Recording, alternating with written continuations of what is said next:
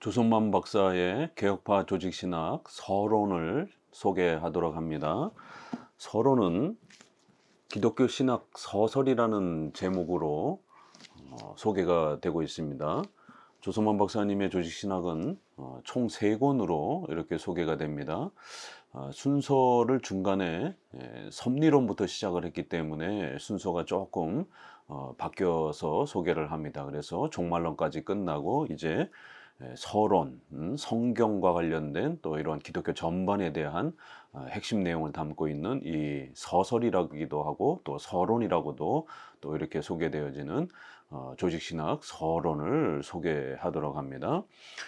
이 조성원 박사의 조직신학은 항상 이 루이스 벌콥의 조직신학과 함께 연결을 해서 소개하도록 합니다. 루이스 벌콥의 조직신학은 한국 교회 150년 이 역사 동안에 아주 중요한 우리 개혁파 보수신학도 조직신학을 또 구축해와온 아주 중요한 교과서 역할을 하고 있습니다.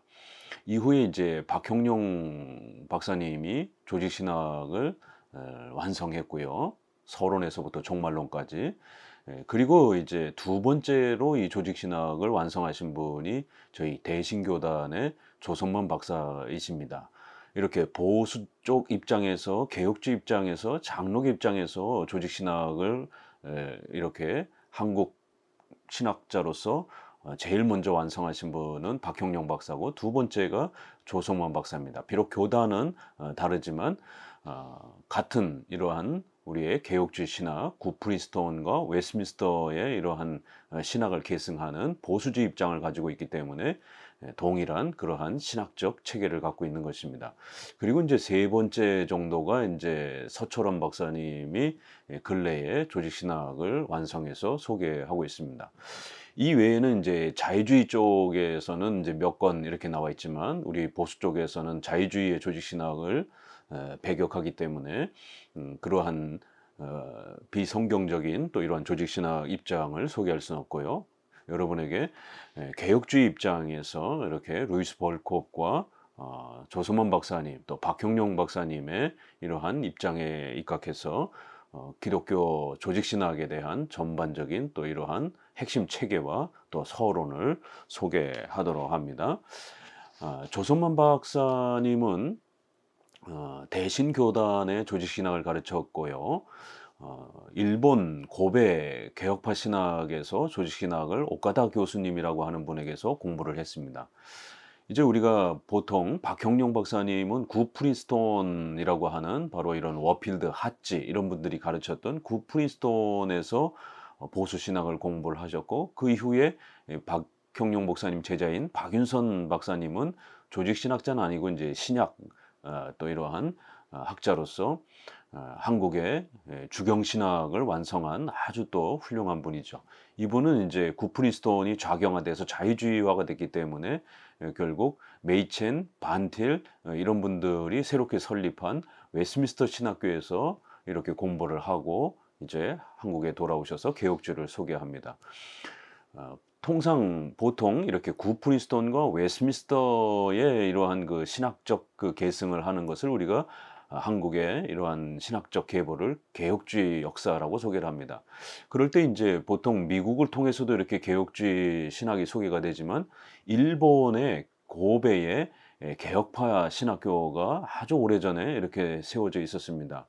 그래서 비록 일본은 그 교세는 크지 않지만 미국 남장로교회에서 이렇게 선교를 하면서 고베 지역에다가 개혁파 신학을 이렇게 가르치기 위한 신학교를 설립했고 바로 거기에 아주 중요한 오카다 교수님이라고 하는 분이 계셨고 이 오카다 교수님은 이 남장로교회의 이러한 또 영향을 받기도 하고 또 개인적으로 또 북장로교회의 이러한 또 핫지나 워필드, 메이첸의 또 이런 부분들을 또 잘 계승하셨습니다. 또 더 나아가서는 이 네덜란드의 바빙크, 카이퍼 이러한 또 칼빈주의를 또 수학하셔서 결국 유럽의 개혁주의와 미국의 이러한 남장로교, 북장로교의 이러한 개혁주의를 전체적으로 종합하시면서 일본에서 개혁파 조직신학을 체계화시킨 아주 유명한 분입니다. 바로 이 오카다 교수님 밑에서 저희 교단의 또 조직신학을 소개했던 조선만 박사님의 스승이었던 최순직 박사님이 먼저 고배신학에서 공부를 하셨고, 또 그의 제자인 조선만 박사님이 또 고배신학에서 공부를 하면서 대신교단을 통해서 개혁파 조직신학이 소개가 된 것입니다. 최순직 박사님은 조직신학 책을 완성하지 못했기 때문에 소개할 내용이 많지 않고요. 그의 제자인 이제 조선만 박사님이 이렇게 3권으로 조직신학을 완성을 해서 이제 한국에는 두 번째 보수적 개혁주 입장에서의 조직신학이 소개가 되게 된 것입니다. 그래서 저는 조선만 박사님에게서 한 20여 년 가까이 또 이렇게 학교에서도 배우고 또 10여 년 이상 개인적으로 또 스터디를 하면서 돌아가시기 직전까지 80이 넘어서 돌아가시기 전까지 오랜 동안 또 교수님과 이 조직신학을 함께 공부한 또 그러한 조직신학의 또 제자로서 이러한 또 배움을 갖고 있습니다. 여러분에게 조선만 박사님이라는 분은 좀 낯설지만 이렇게 박형룡 목사님 다음으로 한국의 조직신학의 교과서를 한국 신학자로서 완성한 아주 놀라운 또 이러한 위치를 갖고 있다는 것을 소개해 드립니다. 그래서 루이스 벌콥과 박형룡 또 조성만 이런 부분을 가지고 공부하게 되면 개혁파 조직신학을 잘 완성할 수 있습니다. 특별히 이제 박형룡 박사님의 조직신학의 장점은 최초의 이러한 개혁주의 신학을 한국에 소개한 그런 장점도 있고요. 또 많은 자료들을 이렇게 모아서 요약해서 소개해주는 그런 종합 백과사전과 같은 그러한 특징이 있습니다. 그래서 분량이 굉장히 많습니다. 그러나 이제 조선만 박사님은 3권으로 이렇게 딱 요약을 해놨기 때문에 그 전체적인 그러한 방대한 분량을 간략하게 조직신학을 확립할 수 있는 그런 장점이 있습니다. 또 그리고 단순히 그 내용을 백과사전처럼 소개하는 것이 아니라 서론에서부터 종말론에 이르기까지 아주 논리적인 그러한 연결을 통해서 각각의 그러한 신학적 주제들의 이러한 논리적 그러한 접근, 또 그 다음에 그 모든 신학은 웨스민스터 신앙 고백에 기초해서 근거를 제시하고 또 풀어가는, 그리고 또 성경의 또 이러한 근거들을 추적하는 이러한 개혁파 신학의 근본된 토대인 성경, 그 다음에 신조, 그 다음에 신학, 이런 체계를 아주 잘 갖추면서 조직신학을 요약해 주는 그러한 장점이 있습니다. 마치 바빙크가 종합 백과사전과 같은 그러한 조직신학의 방대함을 갖고 있다면, 루이스 벌콥은 그 스승의 이러한 부분들을 아주 논리적으로 핵심적인 것만 정확하게 이렇게 체계화하면서 조직신학을 우리가 빠른 시간 내에 독파할 수 있는 그러한 장점을 만들어준 것처럼, 우리나라에서는 박형룡 목사님은 분량이 굉장히 많고 백과사전 같은 느낌이고, 조선만 박사님은 3권으로 돼서 아주 엑기스가 핵심이 간략하게, 그리고 각각의 그런 모든 내용들이 이렇게 자료만 소개하는 것이 아니라 A서부터 Z까지 왜 이러한 조직신학의 내용이 나와야 되고 왜 우리가 자유주의 신학을 수용할 수 없는지에 대한 아주 논리적인 제시와 또 비판을 체계적으로 잘 해놨기 때문에, 신속하게 이 조직신학을 완성하고 싶은 분들은 벌콥의 조직신학과 또 조선만 박사님의 조직신학을 통해서, 벌콥도 2권으로 이렇게 되어 있어서 또 빨리 소화해내기가 좋습니다. 그리고는 이제 방대한 자료를 보고 싶을 때는 바빙크와 또 박형룡 박사님의 조직신학을 통해서 또 보충하게 되면 조직신학이 아주 튼튼하게 세워질 수 있습니다. 먼저 머릿말을 읽어드리면요, 정통적 기독교 신학의 교리체계, 즉 조직신학은 본래 교회의 학문으로서 기독교회가 교회사를 통하여 고백하여 온 신앙 고백의 내용, 즉 교리를 취급하는 학문이다. 이에 정통 기독교 신학의 본질은 어떤 개인 신학자의 사상적 표명에서 나타나는 것이 아니라 객관적 교회성에서 찾게 되는 것이다. 이에 역사적 기독교의 정통적 입장에 저서 하나를 오랫동안 지속적으로 교과서로 채용하는 것은 기독교의 본질을 지켜나가는 일에 있어서 바람직한 일이며 매우 중요한 의미를 갖는다. 그래서 개혁파 조직신학이란 자기 마음대로 막 성경 해석을 해서 자기 생각을 이렇게 제시하는 것이 아니라 반드시 자신의 신학적 입장을 표명하기 위해서는 우리 장로교가 성경 해석의 표준으로 삼는 이러한 신앙 고백, 또 웨스트민스터 신앙 고백, 이러한 공교회적 해석 기준인 이러한 신앙 고백의 기초에서 자기 신학을 항상 펼쳐야 된다는 겁니다. 왜냐하면 신학자는 인문학 그러한 대학 교수가 아니라 교단의 그러한 신앙 고백을 통해서 그 교단의 신앙 고백을 존중하는 목회자를 양성하는 그러한 목적으로 세워져 있는 신학자이기 때문에 그렇습니다. 그래서 그 교단이 존중하는 신앙 고백을 벗어나게 되면 그 교단의 신학자가 될 수 없는 것입니다. 이게 바로 자유주의 신학자들은 인문 철학으로 생각하기 때문에 교단의 신학하고 상관없이 자기 멋대로 자기 마음대로 막 신학을 내뱉습니다. 또 이것저것 막 짬뽕해서 소개를 합니다. 그러나 개혁주의, 이 보수주의 신학이라고 하는 것은 반드시 그 신학은 그들의 교단이 공적인 규범으로 고백하는 그러한 신앙 고백을 기초로 해서 성경을 연구하는 이렇게 성경 신조 신학이라고 하는 이 체계를 잘 따라가면서 그렇게 성경의 이 가르침들을 소개하는 그러한 신학이라는 것입니다. 이러한 체계가 자신의 신학을 성경을 자기 마음대로 연구하는 이러한 자유주의 신학하고 우리 보수주의하고의 이러한 구별점이 있는 것입니다. 그래서 이제 17세기에는 이제 칼빈의 이러한 제자가 되는 베자는 훌륭하지만 베자가 조직 신학을 이렇게 완성하지는 않았습니다. 투레틴이라고 하는 분이 이제 완성을 합니다. 그의 논쟁 신학 강요가 3권으로 이렇게 소개가 됐고, 이것이 이제 미국의 프린스턴 신학교가 세워지면서 이제 60년 이렇게 동안 가르쳐 왔고, 그 이후에 찰스 하치의 조직 신학이 나오면서 이제 대체가 됩니다. 그리고 이제 이 찰스 하치의 조직 신학을 기초로 해서 장로교 목회자들이 훈련된 겁니다. 그러니까 이제 장로교 계열은 영미 계열은 찰스 하치의 조직 신학이 교과서가 됐고, 유럽에서 넘어간 이민을 한 CRC라든가 이런 칼빈 신학교라든가 이러한 유럽 개혁파는 이제 벌콥이 유럽 그 출신이기 때문에 벌콥의 조직 신학이 교과서가 됩니다. 그래서 벌콥의 조직 신학이나 찰스 하치의 조직 신학이나 거의 비슷하지만 이 벌콥의 조직 신학의 약점은 영미 계열의 이러한 장로 정치와 장로교회의 이러한 부분들을 온전히 계승하는 게 아니라 유럽에서 넘어온 이제 그런 특징이 있습니다. 유럽에서 넘어오는 이러한 CRC라든가 이제 이러한 유럽 개혁파는 약간의 회중파 이런 청교도의 이러한 그 내용들이 좀 더 걸러지지 못하고 이런 부분들이 체계화되지 못한 그런 약점이 있습니다. 마치 도르트 신조는 훌륭하지만 도르트 교회법은 아직 미완성적인 그런 당시에 이러한 장로 정치 제도가 아직 체계화되지 못한 그런 약점이 있었고, 결국 그런 내용에서 회중파 독립파적인 이런 요소들이 많이 있었습니다.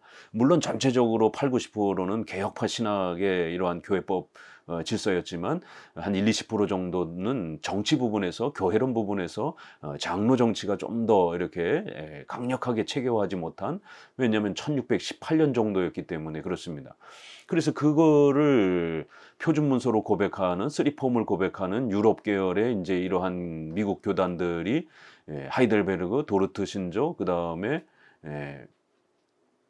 벨직 신조, 요 3가지를 고백하면서 교회법, 정치 질서는 도르트 교회법을 그대로 이렇게 가지고 오면서 이제 하나의 교단 질서를 형성을 합니다. 그러나 이제 영미 계열은 웨스트민스터 신앙 고백이 완성되고 웨스트민스터 정치 모범이 완성이 되면서 낙스를 통해서 또 이렇게 스코틀랜드를 통해서 완성되었던 장로교회 체제가 이제 더 발전된 형태로 그렇게 잘 자리를 잡습니다.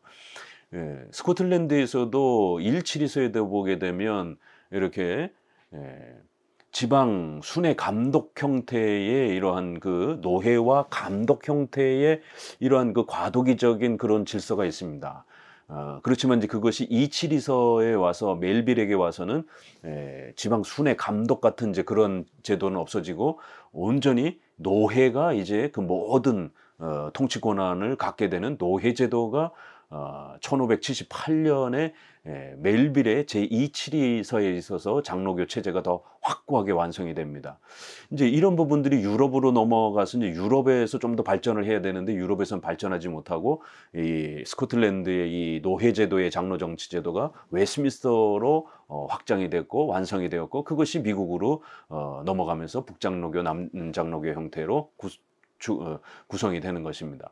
그러나 유럽에서 넘어간 도르트 교회법은 아직 그 노예제도라는 개념이 이렇게 제대로 완성되지 못한 그러한 약점이 있는 것입니다. 그래서 이제 독립파적인 회중파적인 교회 정치 제도가 약간은 잔재가 남아있는 형태로 미국으로 넘어갔고 그런 형태들이 미국에서의 이제 장로교 교단, 북장로교, 남장로교 계열과 또 이쪽 유럽에서 넘어온 CRC 계열의 칼빈 신학교와 같은 벌코프과 이러한 바빙크 계열의 이제 이러한 그 유럽 계열의 사람들에 의해서 교회론 부분에서 장로 정치 제도가 약간 이렇게 좀 더 협의의 개념 정도로만 이렇게 좀 또 소개가 되고 핫지나 이렇게 장로교회처럼 상회 개념의 이러한 강한 이러한 교회론적 체계가 이런 차이가 있는 이제 이런 부분이 있습니다.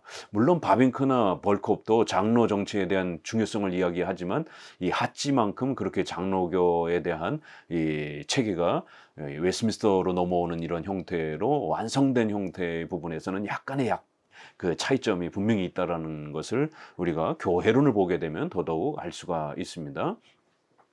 이제 이런 면에서 이제 우리가 핫지의 조직 신학이 한국에 소개되었다라면 좀 더 장로교 신학의 이러한 체계가 강하게 이렇게 완성이 되었을 텐데 이제 한국에는 벌콥의 조직 신학이 오랜 동안 가르쳐지면서 개혁주의 신학은 제대로 확립이 됐지만 교회론 부분에서 전통적인 장로회 체제가 좀 더 이렇게 발전적으로 완성되지 못한 노회와 총회라고 하는 분명히 장로 제도가 구성은 되었지만 그 내용이 이렇게 핫지의 이러한 장로 정치 이러한 내용을 통해서 좀 더 이렇게 체계적으로 보강되지 못해서 한국의 이러한 장로교회는 회중파 청교도의 이러한 어떤 경건 이런 생활의 모습들이 상당히 많이 반영이 되어 있는 이제 그런 아쉬움들이 좀 남아 있습니다.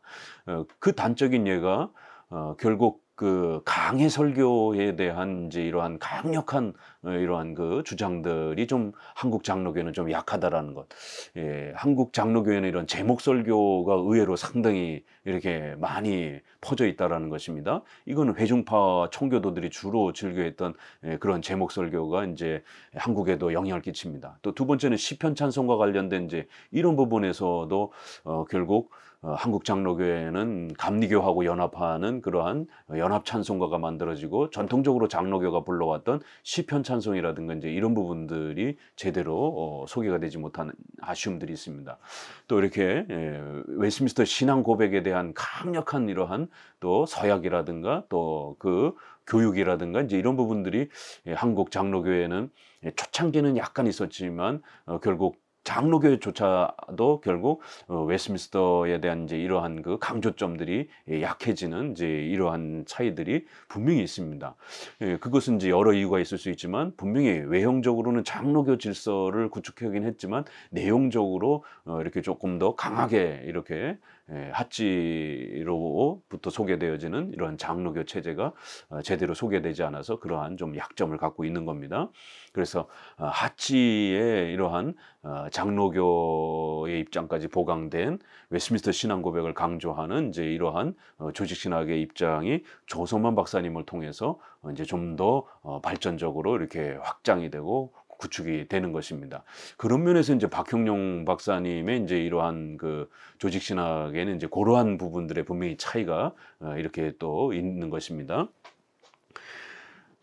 결국 이렇게 튜레틴과 칼빈, 튜레틴, 그 다음에 핫지 이렇게 이어지면서 박형룡, 조성만 이것이 이제 우리 조직 신학의 중요한 계보가 되는 것입니다. 이러한 계보를 멀리하고 칼빈에게서 존 오웬, 토마스 굿인, 조나단 에드워드, 로이드 존스 이렇게 신학의 계보를 역사를 이렇게 끌고 가면서 텍스트를 조직 신학을 이렇게 롤 모델로 삼는 이런 형태들은 청교도, 회중파 청교도입니다. 장로교 개혁주의 계열이 아니라는 겁니다. 개혁주의는 넓게는 이렇게 표방하는 그런 하나의 방향성을 갖고 있는 동료이긴 하지만 장로파와 회중파는 분명히 교단이 서로 다른 겁니다. 존 오웬과 토마스 구딘이 1658년에 사보이 선언을 하면서 장로교가 싫어서 결국 새로운 교단을 형성을 하는 겁니다. 5-6명 정도가 이렇게 회중파 사람들이 웨스트민스터 총회도 참여했다가 결국 장로교에 대한 불편함 때문에 거부하면서 뛰쳐나가면서 존 오웬을 중심으로 해서 회중파 교단을 새롭게 형성했고, 그것이 조나단 에드워드에게 영향을 끼쳤고, 그것이 로이드 존스에게 영향을 끼치면서 오늘날 한국에 이렇게 로이드 존스와 에드워드 파가 형성이 되면서 회중파 신학이 자리 잡게 된 것입니다. 우리 장로교회는 이렇게 칼빈, 튜레틴, 그리고 찰스 하치, 그리고 박형룡, 조성만으로 이어지는 이러한 신학적 그러한 역사성을 갖고 있다는 걸 꼭 명심하셔야 됩니다. 고베 개혁파 신학 교장을 역임한 오카다 미노루 교수는 이렇게 20년이 넘도록 또 이렇게 벌코베 조직 신학을 번역해서 또 보수 신학을 지켜왔다. 그리고 박형룡 박사는 교의 신학 전 7권을 가지고 또 이렇게 가르쳐 왔다.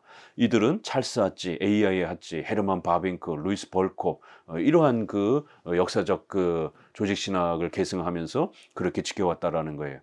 즉 웨스트민스터 신앙고백서의 입장에 충실한 칼빈주의 정통 신학자들의 신학적 자료들을 체계적으로 소개한 것으로서 한국 보수주의 신학 확립과 전승에 크게 공헌하였다. 그리고 신보균 박사가 번역한 벌콥의 저서 기독교 신학 개론도 아주 중요한 또 요약본입니다. 이거는 또 우리 성도들이 읽을 수 있도록 또 이렇게 요약되어 있는 단권으로 나와 있는 요약본이기도 합니다. 이렇게 적어도 우리가 장로교 역사적 개혁주의란 그러한 기본 교과서적인 텍스트가 되는 조직신학이 그 역사성이 이렇게 구별되어 있다는 것입니다. 이거를 서로 짬뽕할 수가 없습니다. 왜냐하면 신학의 체계가 서로 다르기 때문에 그런 것입니다. 회중파는 웨스트민스터를 인정하기는 하지만 그냥 역사적인 하나의 자료로서만 인정하지, 찰스 하치가 미국 장로교에서 논쟁했던 미국의 회중파도들하고 싸울 때에 서약하는 그런 방식으로 신앙 고백서를 수용해야 된다라고 했을 때 회중파 계열은 그냥 하나의 많은 역사적 자료로서 존중해야지 왜 그렇게 율법주의처럼 서약을 요구하느냐, 이러면서 미국 장로교회도 싸웠던 겁니다. 그럴 때 찰스 하치는 신앙 고백이란 반드시 우리 장로교 개혁주의 교회에 있어서는 우리의 성경 해석에 대한 그 표준과 규범 역할을 하기 때문에 성경 다음에 제2의 신앙과 삶의 규범 역할을 하기 때문에 반드시 장로나 교회 직분자나 성도들은 서약해야 된다라고 하는 그러한 서약 개념으로 권위를 요구하고 그렇게 강조하는 이런 차이가 있는 것입니다. 목차를 보게 되면은요, 이 벌콥의 조직신학과 조선만 박사님의 목차를 보게 되면 분명히 차이가 나타납니다. 그래서 장단점이 이렇게 또 서로 차이가 있습니다. 그래서 두 개를 한꺼번에 다 공부하는 게 좋습니다. 벌콥은 종교에 대한 기본 내용과 계시, 그 다음에 성경론으로 이렇게 바로 들어갑니다.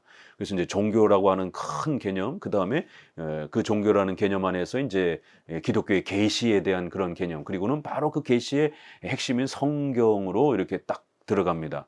그렇지만 이제 조소만 박사님은 서론이 굉장히 이 분량이 한 500페이지 이상 넘는 상당한 분량을 갖고 있습니다.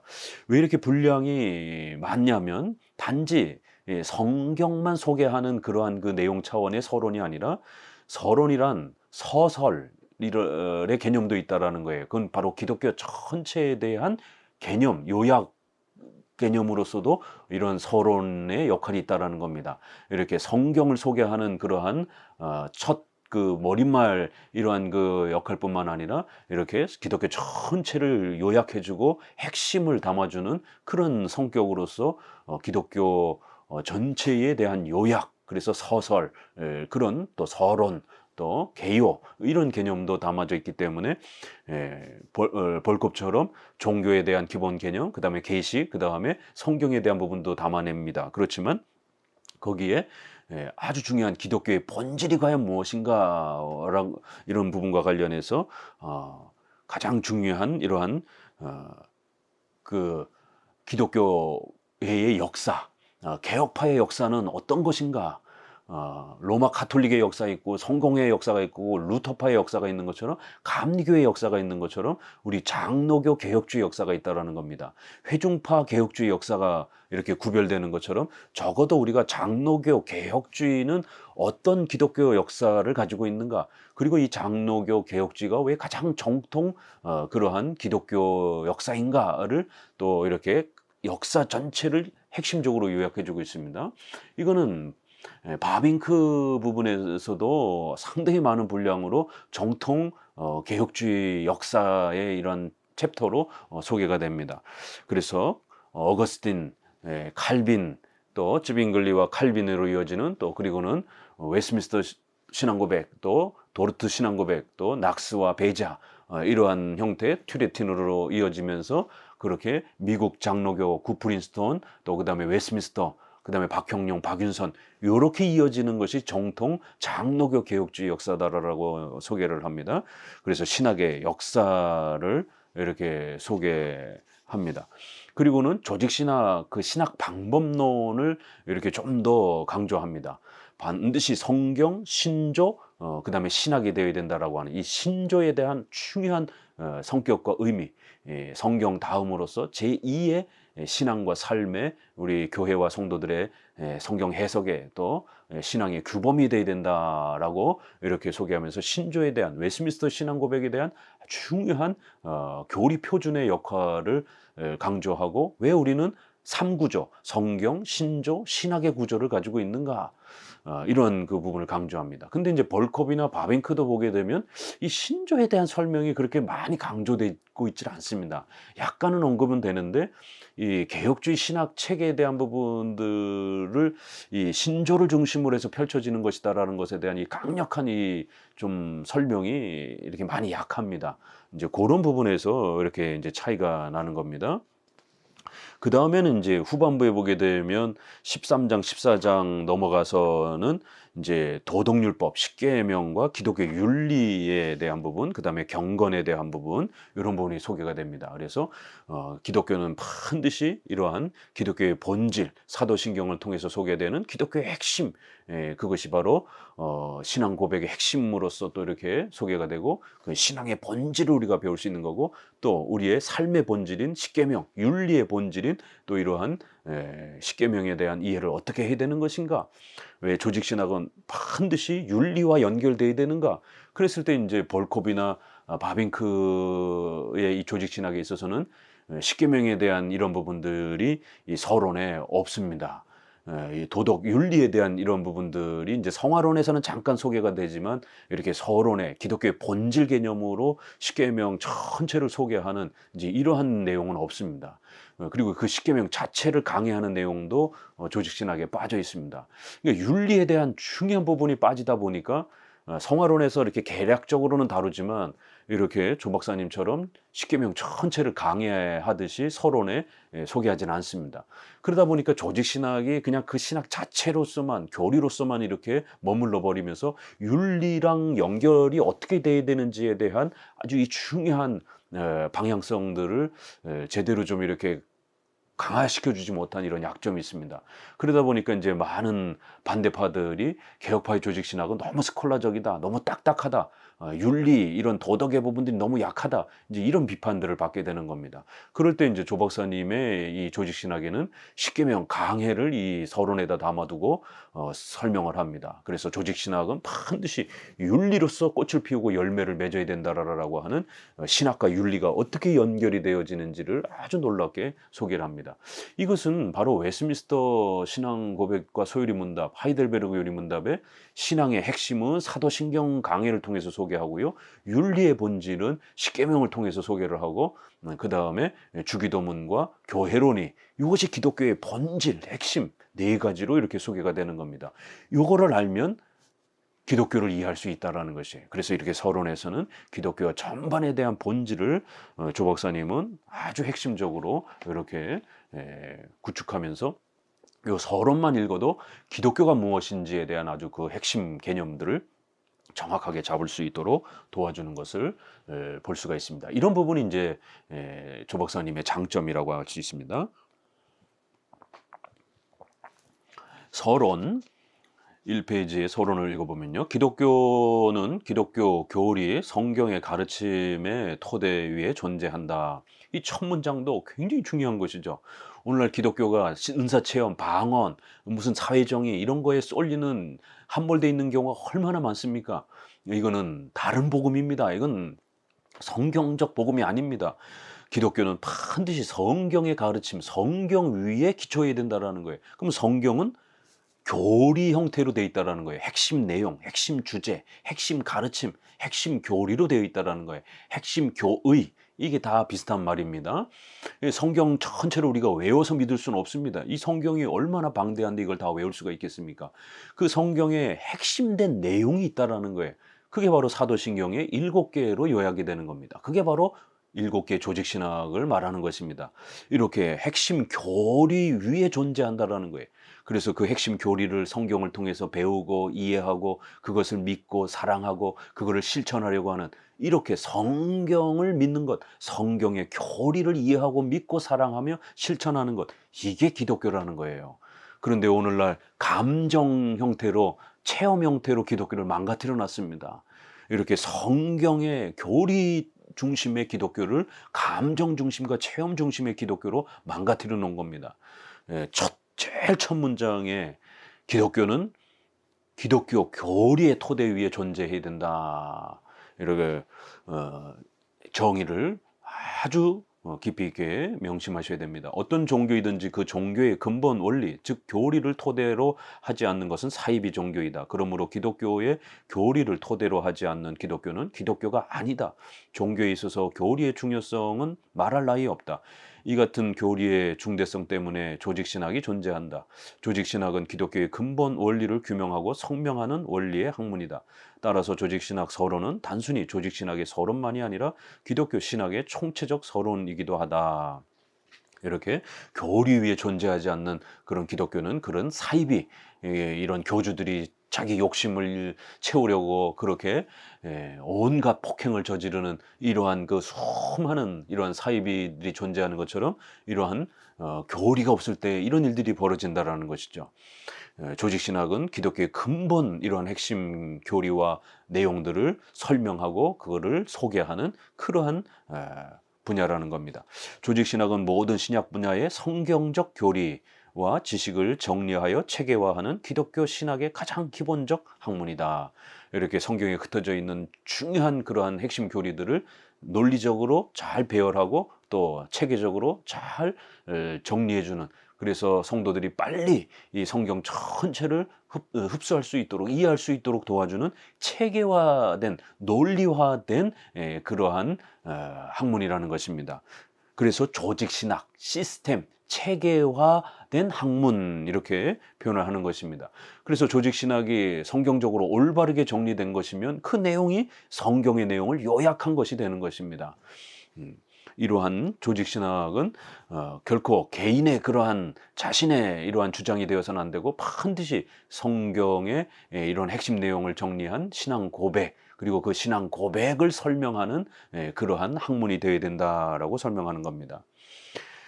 기독교 신학은 성경을 떠나서 결코 논할 수 없습니다. 20세기의 기독교 정통주의 변증신학자인 코넬리우스 반틸은 기독교 신학의 전제는 하나님과 하나님의 계시 진리인 성경임을 주장합니다. 기독교 신학에 있어서 하나님의 계시 진리를 신학의 전제로 삼는 것은 성경이 하나님의 절대 권위의 진리이기 때문입니다. 특히 조직신학은 성경의 진리 체계의 학문입니다.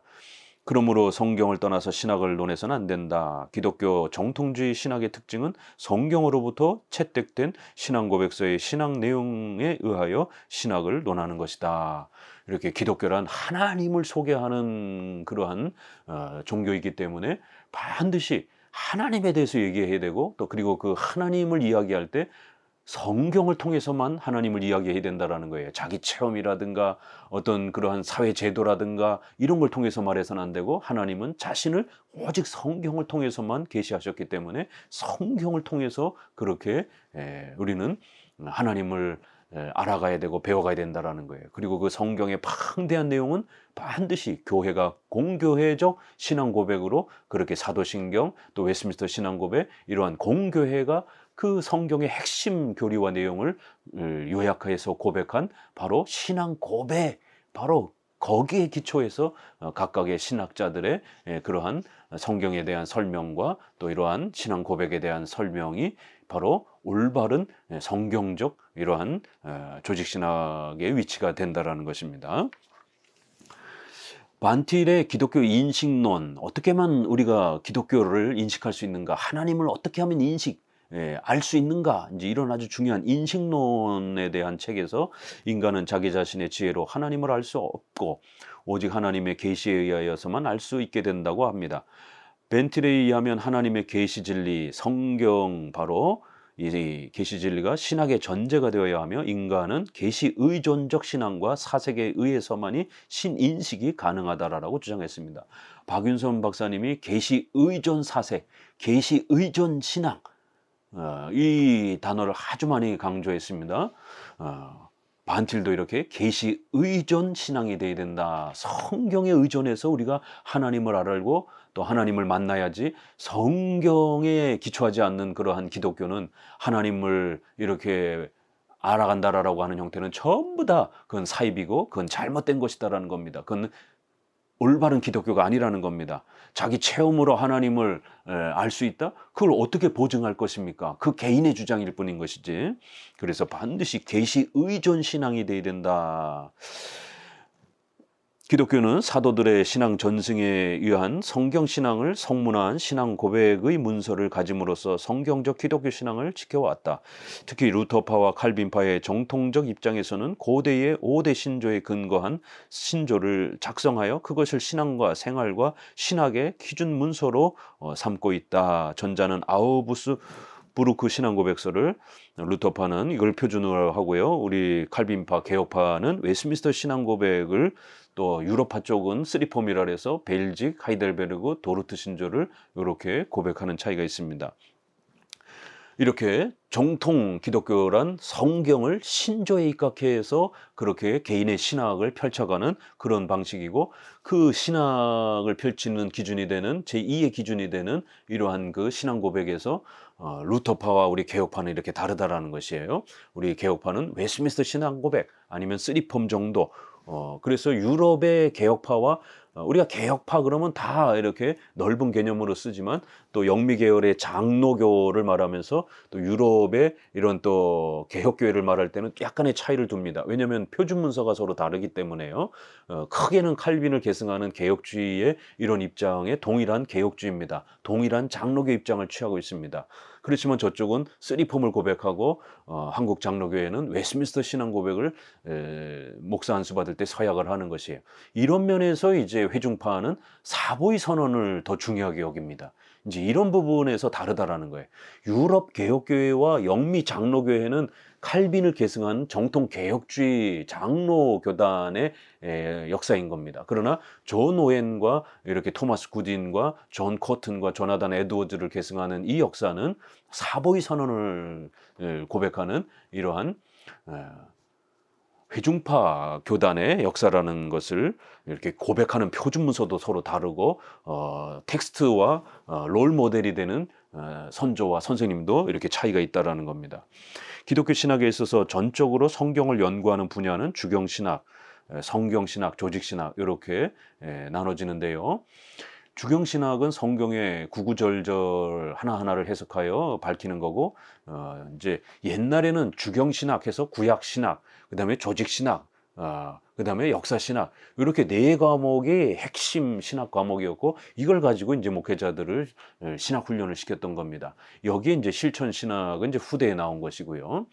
그러니까 조직신학 안에 서론에 보면은 십계명을 통한 도덕 윤리가 이렇게 포함되어 있고, 교회론 안에 예배와 전도 이런 모든 부분들이 포함되어 있기 때문에 굳이 실천신학이 별도로 존재하지 않아도 칼빈의 기독교 강요나 이렇게 트레틴의 이런 조직신학이라든가 이러한 부분에는 전부 다 신학과 윤리에 대한 부분들이 같이 이렇게 함께 묶여 있었던 것입니다.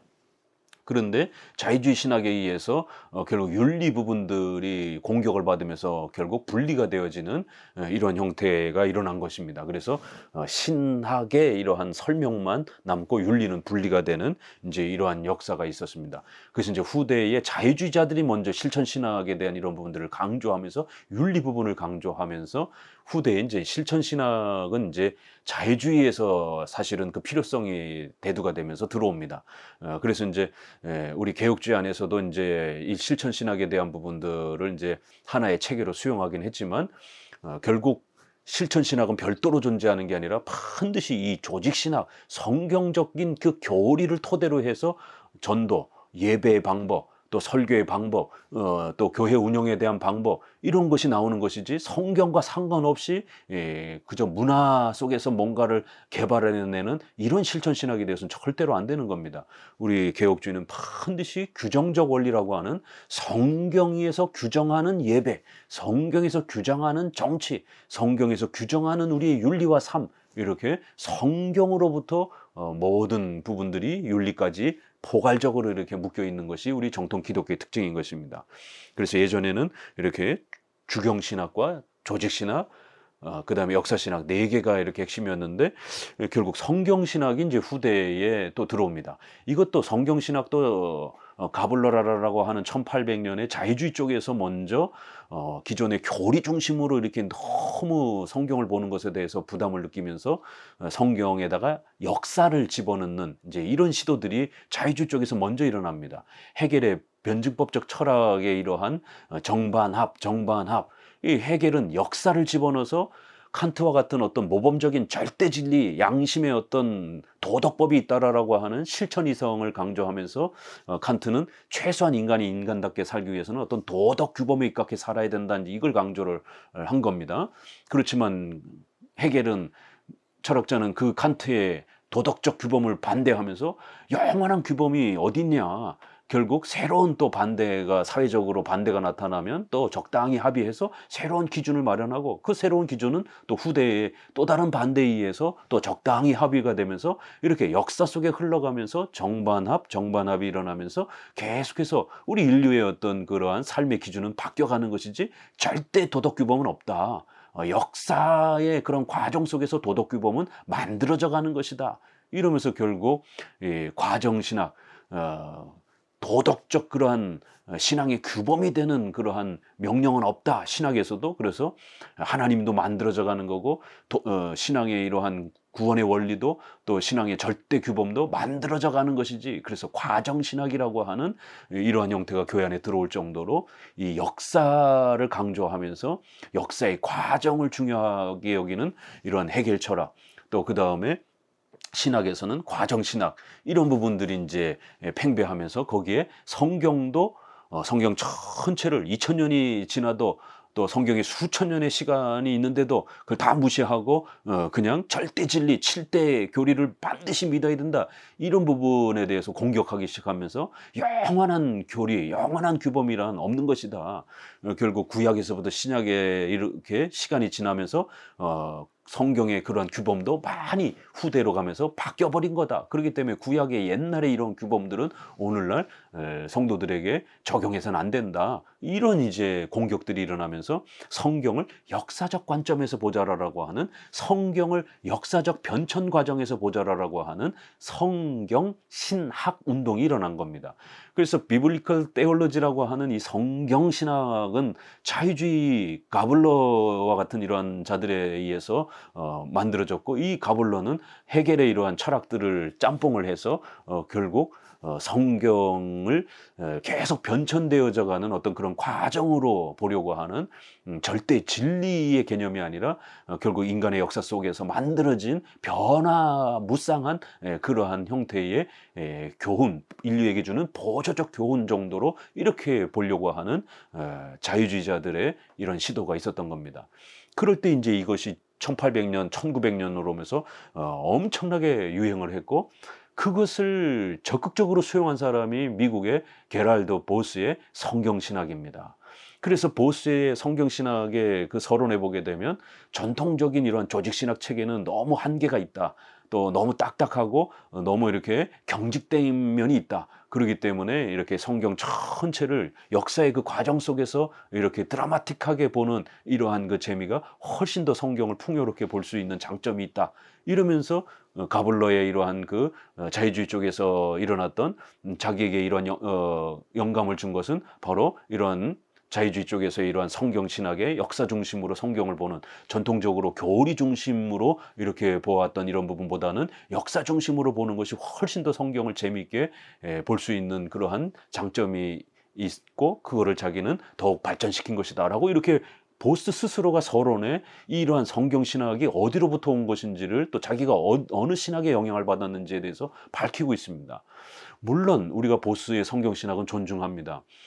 보스는 분명히 성경의 무호성을 인정을 하고, 성경의 그러한 교리가 은혜 언약이 구약에 있어서 신약으로 어떻게 계승되어지는지, 이런 부분에 있어서 점진성을 강조하면서 연속성을 강조하고 있기 때문에, 성경의 무호성과 성경의 이러한 연속성을 강조하고 있기 때문에 이단이나 자유주의의 비판을 받는 건 아닙니다.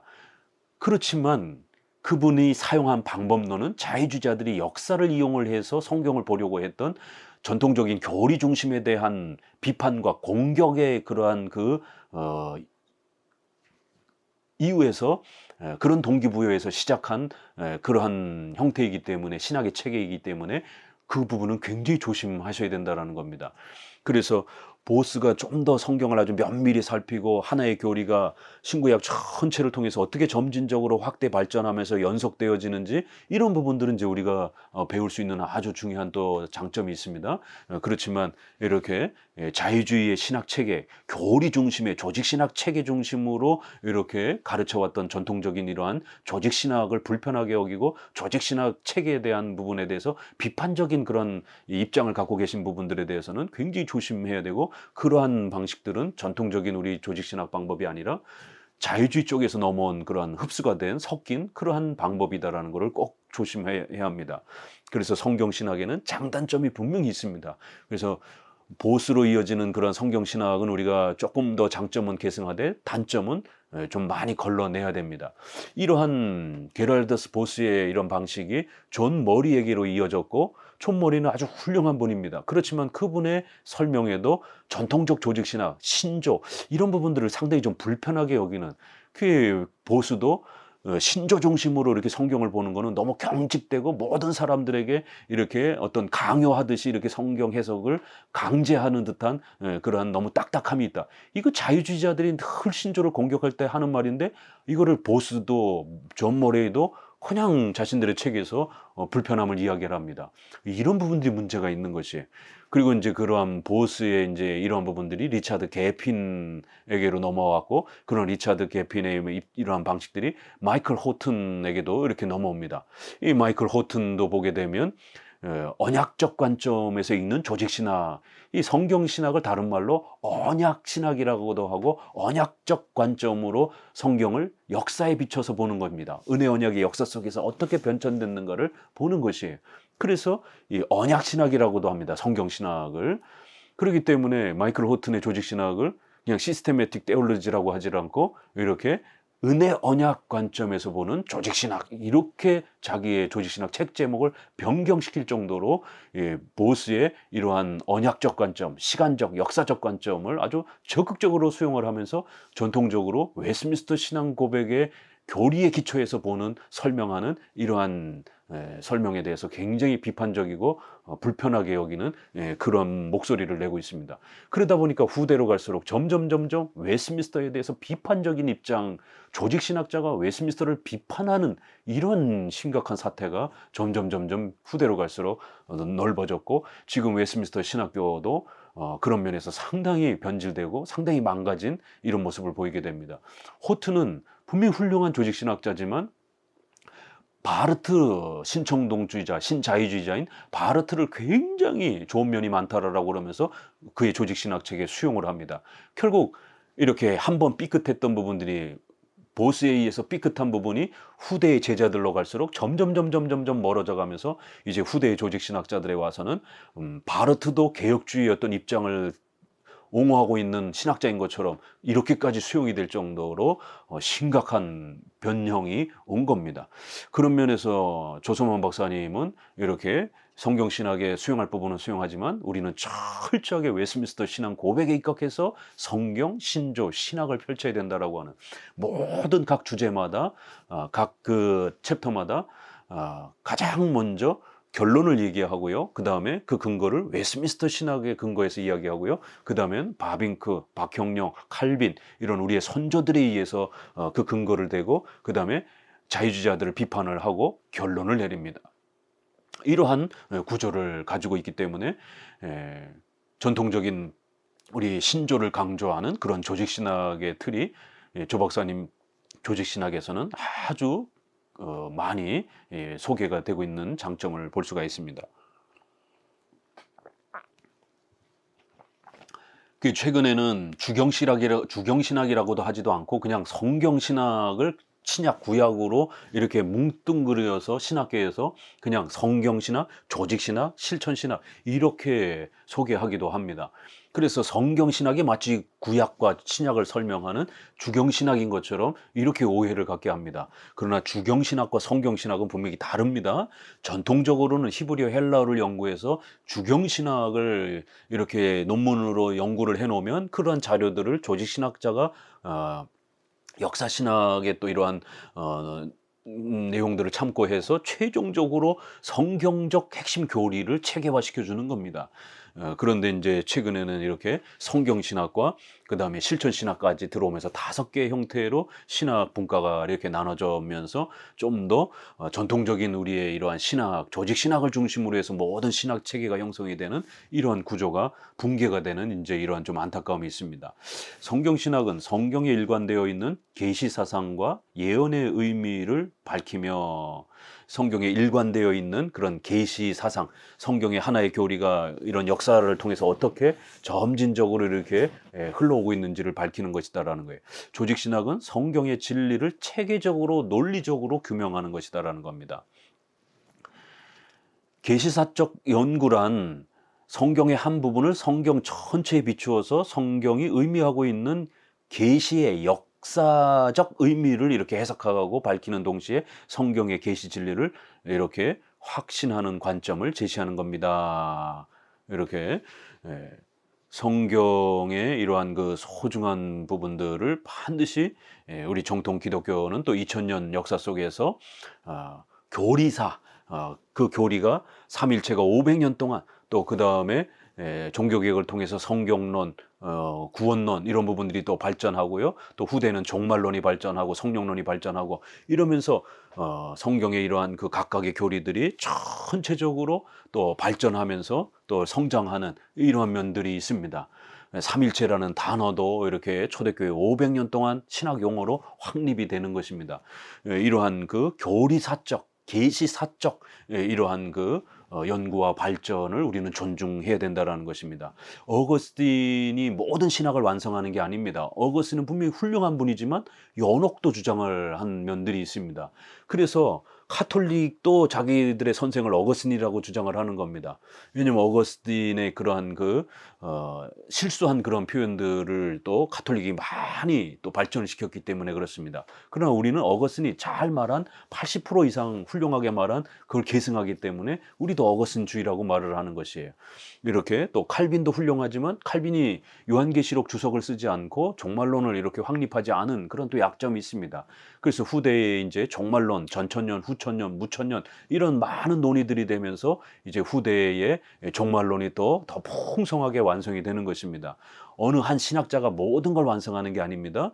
그래서 우리가 이러한 조직신학은 오랜 세월을 거쳐서 교리사적 연구가 돼야 된다라고 이렇게 주장을 합니다. 주경신학은 성경 주석에 있어서 성경의 계시 진리를 의미하고 있는 것이 무엇인가를 알아내는 것이고, 성경신학은 하나님의 계시사의 과정에 이렇게 계시의 그런 역사, 구약에도 한 1500년, 신약에도 100년, 이렇게 통틀어서 한 5, 600년 동안의 계시가 이렇게 소개가 되잖아요. 한꺼번에 소개가 된 게 아니라. 그렇기 때문에 그러한 그 과정 역사를 전체적으로 이렇게 살피는 그러한 과목이라는 겁니다.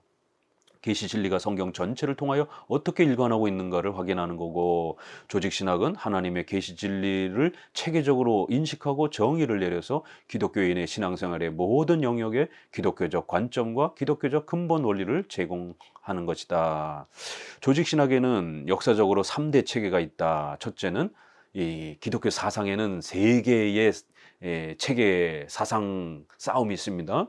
첫째는 어거슨적 칼빈적 체계고, 둘째는 펠라기우스적 소시니우스적 체계이며, 셋째는 반펠라기우스적 알미니우스적 체계입니다. 500년, 400년, 500년 어거슨과 싸웠던 펠라기우스, 둘을 짬뽕한 반펠라기우스, 세미펠라기안이라고 하는 겁니다. 오늘날 대부분이 한국교회도 이 세미펠라기안의 영향을 받고 있습니다. 그렇지만 어거스틴은 오직 은혜로 구원받는다, 이렇게, 펠라기우스는 행위로 구원받는다 그랬을 때, 세미펠라기아는 이렇게 하나님의 은혜 반, 인간의 공로 반, 신인 협력주의로 구원받는다, 이렇게 세 개의 구원론의 차이가 역사 속에 논쟁이 벌어졌고, 이것은 종교개혁 시대에 와서 이제 칼빈과 또 알미니안주의, 알미니안주의가 있습니다. 또 칼빈이 배격했던 소키니우스라고 하는 이런 자가 있습니다. 이 사람들은 펠라기우스처럼 자유주의자에 해당이 됩니다. 그리스도의 신성을 믿지 않고 원죄, 전적 부패를 인정하지 않고 믿음으로 구원받는 거, 이런 거 부정하는, 성경의 무호성을 부정하는 전통적인 자유주의자들입니다. 그리고 알미니안주의자들, 바로 이 두 개를 섞은, 바로 도르트 신조어에서 또 이단으로 정제가 된 이 알미니안주의자들이 또 이렇게 신인 협력주의 입장을 취하고 있는 겁니다. 이게 그대로 현대까지 와서 어거슨과 칼빈의 이러한 도르트와 웨스민스터를 계승하는 정통 기독교 개혁주의가 있고, 자유주의가 있고, 그 두 개를 섞은 대부분의 감리교, 성결교, 침례교, 구세군, 성공회, 이런 대부분의 이런 형태들은 신인 협력주의 입장을 추구하는 방식으로 이렇게 소개를 합니다. 이런 내용은요, 최근에 어떤 목사님이 챗 GPT에게 물어서 알미니안주의적인 반펠라기우스적인 구원론을 가르치는 교단을 소개해 보세요 라고 했더니만, 장로교 빼놓고 대부분의 교단이 다 여기 들어가 있는 것처럼, 바로 웨슬레 감리교도 이러한 구원론을 계승했습니다. 상당히 챗 GPT AI도 상당히 정확하게 그렇게 소개를 했더라고요. 이렇게 장로교는 오직 은혜로 구원받는 이런 입장을 갖고 있는 이 신학 구원론과 기독교 그 근본에 대한 부분들이 이렇게 서로 세 개로 나눠져 있다는 겁니다. 그래서 여러분도 여러분의 신학이, 또 여러분의 다니는 교회가 어떤 성향의 기독교 역사의 성향에 서 있는지를 살펴보시고 검증을 하셔야 됩니다. 또 최근에는 WCC라고 하는 세계교회연합회라고 하는, 이것이 10차 총회가 2013년에 한국에서 열리면서 예수님 외에도 구원이 있다라고 하는 이 종교 다원주의와 종교 혼합주의가 펼쳐지면서 결국 수많은 타종교에도 구원이 있다라고 하는, 오직 예수님으로만 구원받는다라고 하는 이런 주장을 해서는 안 된다라고, 이런 거를 성명서로, 자기들의 성명서로 발표를 했습니다. 여기에 보수적 장로교 빼놓고 진보적 장로교인 기장, 통합 측을 비롯해서 대부분의 복음주의권 내에 있는 교단들이 이 WCC에 다 가입이 되어 있습니다. 그래서 WCC 가입에 되어 있는 이러한 교회나 성도들은 반드시 건전한 정통 기독교회로 옮겨서 신앙생활을 하시기 바랍니다. 왜냐하면 예수님 외에도 구원이 있을 수 있다라고 버젓이 주장하는 이런 교회와 교단에 속할 수는 없는 것입니다. 하나님의 무서운 징계를 받을 수 있는 것입니다. 기독교는 진리, 생명에 대한 문제입니다. 천국이냐 지옥이냐에 대한 문제예요. 그런데 이 중간의 혼합주의자들은 기독교도 이방 종교도 마치 엘리야의 사건처럼 하나님도 섬기고 바알도 섬기면서 이렇게 짬뽕으로 있는 것이 바로 이 혼합주의, 바로 이런 알미니안주의를 계승하는 신인 협력주의자들의 문제점인 것입니다. 기독교 역사는 크게 이 세 파밖에 없습니다. 중간에 있는 모든 교파들은 다 여기에 들어가는 것입니다. 대표적으로 칼빈주의는 예정론을 가르치지만 감리교는 예정론 안 가르칩니다. 자유주의자도 예정론 안 가르칩니다. 이런 부분이 차이가 나는 것이에요. 이런 교파의 차이가 분명히 존재한다는 걸 기억하셔야 됩니다. 역사적으로 3대 교리 체계를 비교해 보면 교리적으로 근본적 차이가 있는 것을 볼 수가 있다. 그래서 초대 교부들은 터툴리안, 힐라리우스, 암보리우스 이러면서 어거스틴으로서 이렇게 완성이 되고, 그것이 또 루터와 칼빈을 통해서 회복이 되었고 그것이 또 후대에는 구프리스톤과 웨스민스터로 이렇게 이어지는 겁니다. 이제 반펠라기우스주의는 중세 로마 가톨릭 교회가 여기에 이제 속하는 겁니다. 그래서 로마 가톨릭도 신인 협력주의를 추구하는 거예요. 예전을 존중하고 교권주의를 강조하는 이제 이런 형태, 거기에 핵심이 되는 예수회, 그 다음엔 또 알미니우스파에 의해서 이것이 또 계승이 됩니다. 또 도미니크파와 토마스 아퀴나스와 같은 이제 이런 파들은 아리스토텔레스로부터 체계화된 그런 어거슨주의 형태를 취하기도 하고요. 프란체스코파와 둔수 스코투스파는 반펠라기우스주의를 또 이렇게 섞기도 합니다. 결국 철학화된 혼합된 어거슨주의나 또 자유주의를 섞은 그런 반펠라기우스나 결국 넓게는 다 반펠라기우스주의 또 이러한 신인 협력주의 형태라는 겁니다. 그러나 이제 1546년에 개최된 트렌트 회의 이후에는 아주 이 모든 것들이 통합이 되면서 반펠라기우스주의를 아주 명확하게 교황 무호설, 마리아 중보설 이런 것들이 또 이제 보강이 되면서 로마 가톨릭은 이제 이러한 알미니안주의, 반펠라기우스주의, 신인 협력주의의 중도주의를 표방하는 명백한 입장을 추구하고 있는 겁니다. 또 근대에 이르러서는 이제 이렇게 이신론이라든가 또 이런 칸트라든가 또 이런 여러 자유주의자들이 또 이렇게 등장을 합니다. 그래서 이런 펠라기우스주의와 소퀴누스주의와 현대의 자유주의는 전적으로 자연주의, 합리주의로 이렇게 워필드와 같은 신학자도 비판을 합니다. 펠라기우스와 같은 이런 형태들은 소퀴누스주의도 그렇고요. 펠라기우스는 407년, 416년 칼타고 회의, 431년 에베소에서 이단으로 정죄가 됩니다. 또 이 도르트 총회에서는 알미니안주의가 1618년에 이단으로 그렇게 정죄가 됩니다. 이런 기독교 역사가를 우리는 신중하게 생각하셔야 됩니다. 메이체는 강조하기를 기독교는 분명히 하나의 진리를 토대로 하여 생활해야 한다고 했다. 기독교에는 그 무엇보다도 기독교 교리를 이해하는 일을 우선하여야 한다. 자유주의자들은 성경의 교리를 전적으로 무시하고 세속적 정의사회를 실현하는 데 집착하며 사회정의, 인권, 이러한 또 독재 타도 오늘날 이런 자유주의자들이 이러한 부분을 얼마나 많이 부르짖습니까? 근데 더 심각한 거는 최근에 개혁주의를 부르짖는 사람들 중에 이렇게 80년대에 운동권 출신 이러한 목사님들이라든가 이런 분들이 미군 철수하고 이렇게 사회주의의 이런 좋은 면들을 수용해야 된다라고 이런 식으로 이렇게 주장했던 이러한 사회주의의 이러한 그 진보 정치관을 수용을 해가지고 개혁주의가 굉장히 학문적이고 세련되다 보니까 또 가난한 자들에 대한 이런 또 관심이 많다 보니까 이거를 자유주의에다가 섞어가지고 또 자신들의 어떤 정치적인 또 어떤 그런 신념에 아직도 못 벗어나가지고 특별히 개혁주의 하시는 분들 안에 진보적 정치 성향을 가진 이런 분들이 진보주의적 개혁주의를 펼치면서 사회정의, 인권 이런 거에 아주 강력하게 그렇게 함몰되어 있는 분들이 있습니다. 이런 개혁주의 하시는 분들 정말 조심하셔야 됩니다. 이건 현대 신학에서 아직도 못 벗어난 겁니다. 사회주의와 같은 이런 정치 이데올로기에서 아직도 못 벗어난 겁니다. 사회정의가 그렇게 중요합니까?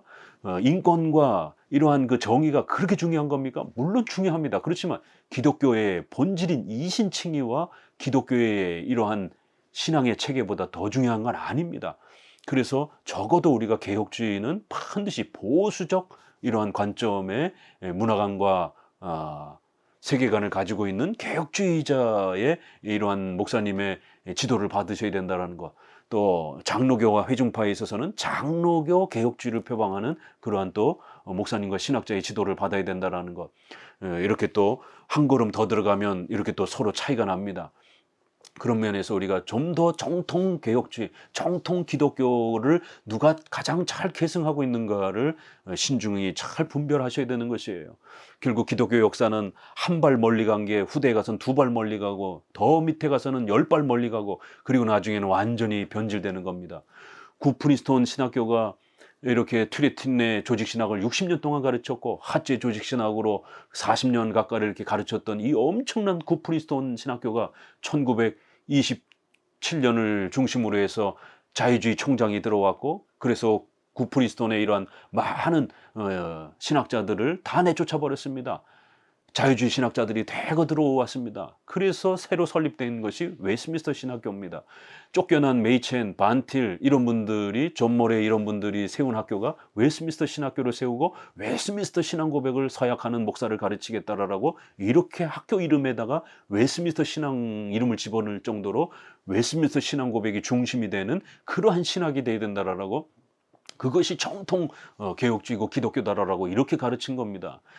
결국 이 굿프린스톤 신학교는 좌경화, 자유주의화 됐고, 결국 PCUSA라고 하는 가장 큰 장로교단의 이런 형태가 자유주의화 되면서 여자 목사가 들어오고 동성애 목사 인정을 하고, 그 다음에 이런 동성애 문제라든가 이런 후대의 자유주의 이러한 내용들이 다 들어가면서 오늘날 통합측과 같이 완전히 학교와 교단이 다 망가지는 자유주의 교단이 되는 이러한 심각한 부패와 타락의 나락으로 떨어진 것입니다. 그렇기 때문에 이렇게 엄청난 보수주의적인 신학교가 이렇게 자유주의 신학교로 변질되고 교단이 될 수 있다는 것을 역사 속에서 우리는 교훈을 삼아야 됩니다. 그래서 우리가 구프린스톤, 신프린스톤 이렇게 나누는 겁니다. 구프린스톤은 훌륭하지만 결국 우리나라의 기장 김재준 목사도 구프린스톤이 아니라 결국 이 신프린스톤의 자유주의의 영향을 받고 돌아와서 모세오경은 하나님 말씀이 아니다라고, 또 한편의 다른 목사가 여자 목사를 주장을 하면서 결국 그것이 한국 장로교회에 엄청난 문제가 되었고, 박형룡 목사님이 그 부분에 대해서 문제 제기를 했고 비판하면서 김재준 목사와 그 제자들이 별도로 나가서 결국 기독교 장로회를 결국 한신대학교라고 하는 그 자유주의 신학교, 조선신학교 그 전신인 조선신학교를 세우면서 자유주의 교단과 신학교가 된 겁니다. 이렇게 구프린스톤과 신프린스톤의 신학이 이렇게 다른 겁니다. 그래서 이러한 사회정의, 인권 이런 걸 주장을 하는 여기에 빠져 있는 진보주의적 개혁주의자들은 정말 조심하셔야 됩니다. 그 다음에 경건주의자들은 기독교 교리 공부를 경시하고 예배와 전도에만 열중하며 이렇게 개인의 기도 체험, 예배 체험 이런 것만 강조하면서 개인의 이런 신앙의 뜨거운 체험만 강조하는 이들을 경건주의자라고 말하는 거예요. 성경 공부하는 것, 교리 공부하는 것, 웨스트민스터 신앙 고백하는 것 이런 거를 상당히 불편하게 여깁니다. 그런데 이제 문제는 이 회중파 분들도 이런 영향을 받고 있다는 거예요. 그래서 회중파는 교리도 강조하면서 경건주의자들의 이러한 신앙 체험도 강조하는 이렇게 또 혼합을 한 형태가 회중파 분들의 신앙의 특징입니다. 우리는 교리를 중심으로 해서 삶을, 윤리를 말하는 이런 구조입니다. 교리 위에 윤리와 삶을 이야기하는 거예요. 그러나 회중파는 교리만 갖고는 안 되고, 교리는 너무 딱딱하고 신앙에 뜨거운 체험이 있어야 된다, 이렇게 섞어서 말을 하는 것입니다. 교리 플러스 뜨거운 체험이 있어야 된다, 이게 이제 회중파의 신앙 방식입니다. 결국 에드워드도 교리를 가르치면서도 부흥운동이라고 하는, 부흥체험이라고 하는 이제 이런 형태로 신앙의 방법론을 새롭게 구성을 하는 것입니다. 결국 이제 이런 부분이 로이드 존스에 와서도 교리를 슬쩍 이야기하면서도 웨스트민스터라든가 이런 전통적인 교리를 강조하지 않고 그저 자기가 성경 연구하는 것만 강조하고 거기에 부흥체험이라고 하는 제2 성령 세례가 중요하다라고 하는 이런 식으로 성경 공부하면서 부흥체험을 해야 된다라고 하는 그의 부흥론과 성령 세례론 책은 전형적인 경건주의의 신학 원리입니다. 그렇기 때문에 회중파는 경건주의의 영향을 받았고 그러한 성향을 혼합하고 있기 때문에 회중파에 대해서 제가 항상 조심해야 된다라고 그렇게 주의 당부를 드리는 것입니다. 이 경건주의, 교리에 대해서 상당히 불편하게 여기는 이런 분들이 있다라는 겁니다. 신비주의자들은 주관적 종교체험을 강조하는 데 치우쳐 있다. 신비주의자들은 방언, 은사 체험하면서 아주 극단적으로 이렇게 또 강조하는 또 시한부 종말론이라든가 이런 데 빠져 있는 또 이런 아주 극단주의자들인 것이죠. 이거 건강한 기독교가 아니고 여긴 또 이단도 있고 또 혼합적인 건강하지 않은 부패한 또 그런 기독교 분파도 있다라는 겁니다. 그렇지만 정통 기독교, 올바른 사도들이 물려준 사도적 신앙, 종교개혁 자들이 물려준 신앙이란 이렇게 오늘날 도르트 신조와 쓰리폼을 고백하는 개혁교회, 또 영미계열의 웨스트민스터를 고백하는 이러한 장로교회, 이러한 형태들이 가장 건강한 정통 기독교라는 겁니다. 나머지 부분들은 부패하고 망가져 있기도 하고 또 완전히 이단으로 넘어간 데도 있고 이런 기독교 역사의 혼란함들을 우리는 구별할 줄 알아야 됩니다. 나는 이 책을 저술함에 있어서 웨스트민스터 신앙고백서의 입장에 충실해 보려고 하였으며 역사적 기독교의 성경신학 확립과 성경 교리 이해에 있어서 가장 근본적이며 본질적인 기독교 신학의 총체적 서론적 명제들을 취급하였다. 이렇게 교수님은 자신의 모든 신학적 설명은 내 자신의 개인의 설명이 아니라 웨스트민스터 신앙 고백에 기초해서 그것을 토대로 해서 성경의 설명과 신학적 설명들을 그렇게 풀어내고자 하는 그런 입장을 갖고 있다는 겁니다. 박윤선 목사님이 그 성경 주석을 하면서 나는 칼빈주의에 입각해서 이 모든 설명을 풀어갈 것이다 라고 이렇게 방향을 잡는 것을 보게 됩니다. 신학자는 자기 마음대로 이것저것 막 짬뽕을 해서 소개하는 것이 아니라 이렇게 우리 선조들이 고백한 또 그 교단이 고백하는 신앙 고백을 토대로 해서 비록 나하고 입장이 조금 달리한다 할지라도 교단의 신학을 존중하면서 공교회적 신학을 하는 것이지 자기 개인의 신학을 인문주의적으로 이렇게 철학적으로 강의하는 게 신학자가 아닌 겁니다. 반드시 그 교단의 신학자를 길러내고 그 교단의 신학을 계승하기 위한 목적으로 왜요? 그게 가장 올바른 기독교회의 진리 체계다라고 고백하기 때문에 그거를 계승하고 그거를 훈련시켜서 또 목회자들을 양성하는 그러한 신학자여야 되고 그러한 조직 신학이 되어야 되는 것이 가장 건강한 조직 신학인 것입니다. 이렇게 서론 부분을 먼저 소개해 드렸습니다. 감사합니다.